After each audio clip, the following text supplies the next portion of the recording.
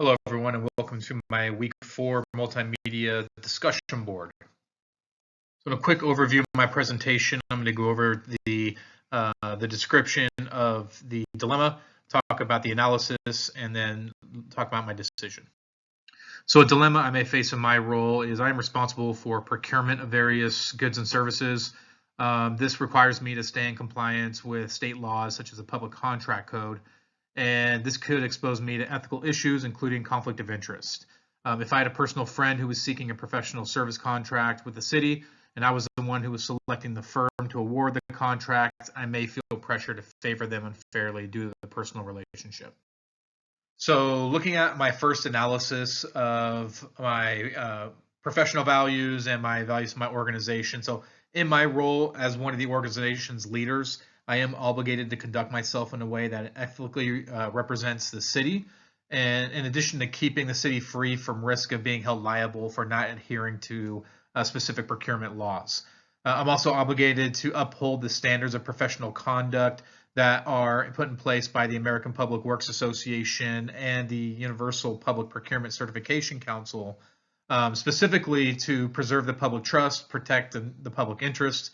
And in this example, this means to run an open and fair procurement in order to select the professional service firm that's best suited to complete the scope of work and at a competitive cost to the taxpayers. And in professional terms, that's what's called the best value. So looking at my analysis number 2, I'm going to be using virtue theory and contractarianism. For virtue theory, the virtues that we strive for as public administrators are integrity, fairness, impartiality, and transparency. And public administrators with integrity are honest, principled, and consistent. They prioritize the public interest over personal gain, and in this case would disclose conflicts of interest transparently and make decisions with fairness and impartiality. We, as administrators, we need to treat all stakeholders equally and avoid favoritism or bias and make decisions objectively, considering everyone's interest, even under pressure from an influential group or individual. And the impartiality, administrators need to set aside personal biases and evaluate situational objectivity. We prioritize the common good for justice principles without letting personal relationships affect our decisions.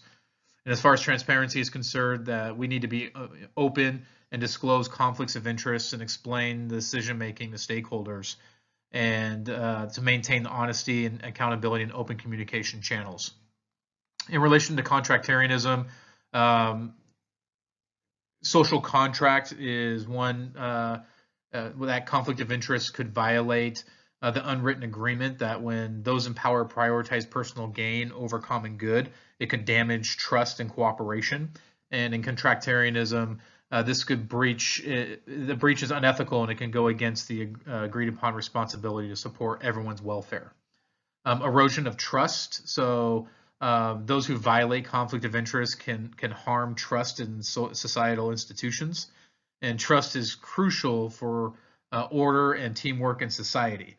And when we misuse the authority for personal benefit, it undermines trust and fairness.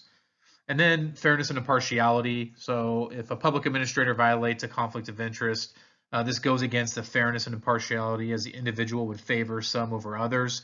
And this really undermines the principles that rational people would choose for a fair society.